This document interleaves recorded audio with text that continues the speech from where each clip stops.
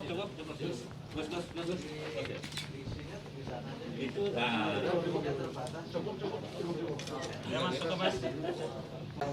Sharing dan melihat persiapan protokol COVID-19 yang disiapkan oleh kementerian-kementerian dalam rangka kalau seandainya PSBB dilonggarkan.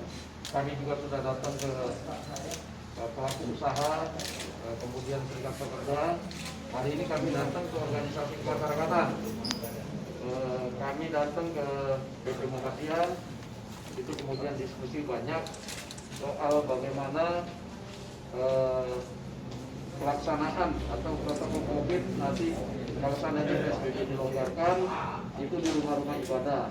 Kemudian apakah waktunya sudah pas atau belum? Lalu kemudian kami juga membahas bagaimana soal ibadah haji yang tahun ini sudah dibatalkan oleh Kementerian. Sedikit banyak kita sharing untuk masyarakat umat dan alhamdulillah banyak masukan dan pendapat yang sudah kita terima, terutama masukan yang bagus dari PP Muhammadiyah yang memang selama ini sudah banyak turun ke masyarakat melalui Muhammadiyah COVID Comment Center, itu langsung ke masyarakat sehingga banyak masukan. Masukan yang bagus itu adalah bagaimana stasiun televisi itu membantu pemerintah dalam waktu yang bersamaan itu untuk melakukan sosialisasi protokol COVID-19. Nah, itu masukan yang bagus, menurut saya akan kita teruskan kepada para pihak yang bisa nanti merealisasikan. Tanggapannya Pak soal Menat Ketua meniadakan haji 2020? Kenapa? Tanggapan Menat yang selalu meniadakan haji 2020? Ya, kalau pembatalan haji 2020 itu kami berpendapat sama bahwa itu memang harus dilakukan demi untuk keselamatan umat. Karena persiapan mengenai catering misalnya, penginapan dan juga social distancing angkutan pesawat itu yang benar-benar kita mesti persiapkan matang. Sementara waktu ini udah mepet dan menurut kami memang sudah tepat itu dibatalkan.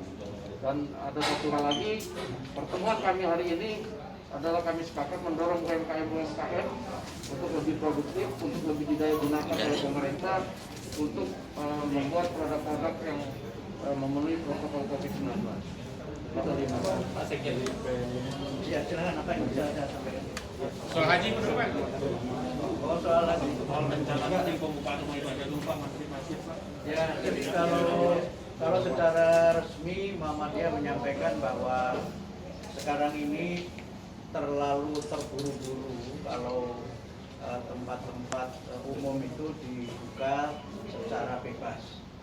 Jadi Muhammadiyah sejak awal menyampaikan agar konsep mengenai relaksasi, konsep mengenai new normal dan berbagai pernyataan yang disampaikan para pejabat itu disampaikan secara jelas kepada masyarakat sehingga tidak menimbulkan kegelisahan dan juga tidak menimbulkan salah paham di kalangan masyarakat.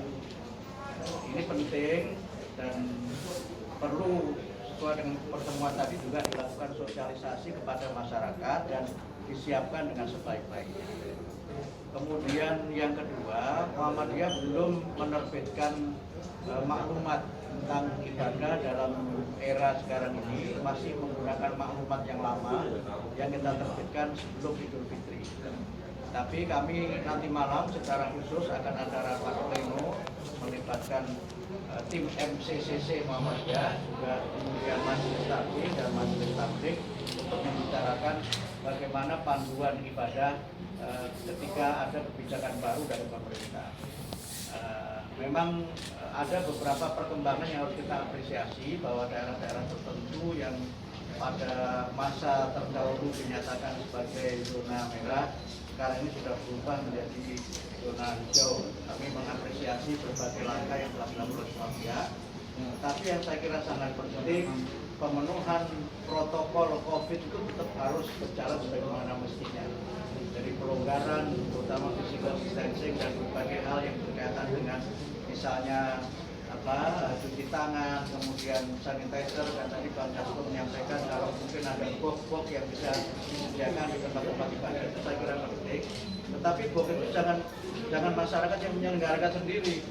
akan sangat bagus kalau pemerintah menyediakan box-box yang memang itu bisa menjadi salah satu alat ya untuk mendeteksi bagaimana kondisi kesehatan jamaah sebelum ke tempat-tempat ibadah. Karena itu maka kami mengapresiasi kunjungan tim COVID-19 DPR ini yang menjaring masukan dari masyarakat dan kemudian kita bersetuju sangat panjang. Tapi poinnya adalah bahwa tetap harus ada edukasi kepada masyarakat dan tetap harus ada penjelasan bahwa protokol ini harus dipenuhi. Dan poin penting yang kami sampaikan dan disepakati oleh teman-teman DPR adalah UMKM ini harus diberdayakan. Karena jumlah mereka sangat besar dan mereka inilah yang sebenarnya paling banyak terdampak dengan COVID-19. Jangan lupa subscribe ya.